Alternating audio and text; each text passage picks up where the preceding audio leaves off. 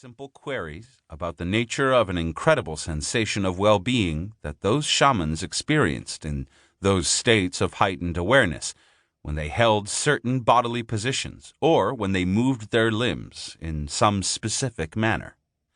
Their sensation of well-being had been so intense that their drive to repeat those movements in their normal awareness became the focus of all their endeavors.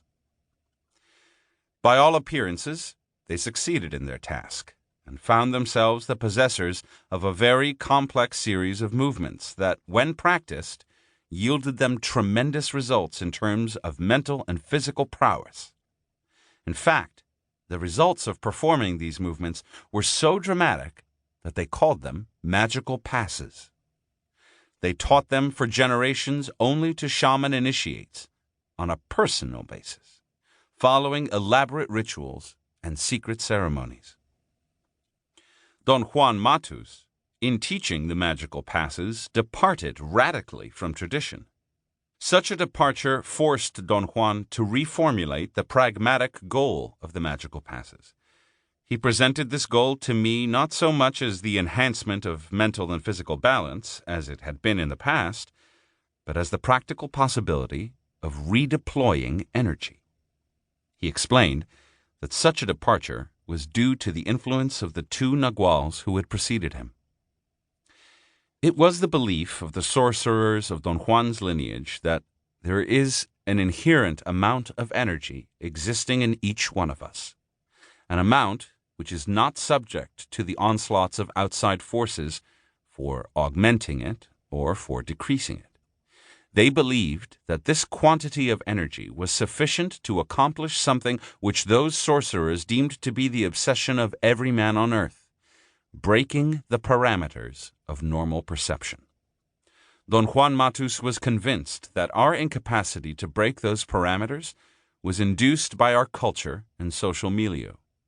He maintained that our culture and social milieu deployed every bit of our inherent energy in fulfilling established behavioral patterns, which didn't allow us to break those parameters of normal perception. Why in the world would I, or anyone else, want to break those parameters? I asked Don Juan on one occasion. Breaking those parameters is the unavoidable issue of mankind, he replied. Breaking them means the entrance into unthinkable worlds of a pragmatic value in no way different from the value of our world of everyday life. Regardless of whether or not we accept this premise, we are obsessed with breaking those parameters, and we fail miserably at it. Hence the profusion of drugs and stimulants and religious rituals and ceremonies among modern man. Why do you think we have failed so miserably, Don Juan? I asked. Our failure to fulfill our subliminal wish, he said, is due to the fact that we tackle it in a helter-skelter way. Our tools are too crude. They are equivalent to trying to bring down a wall by ramming it with the head.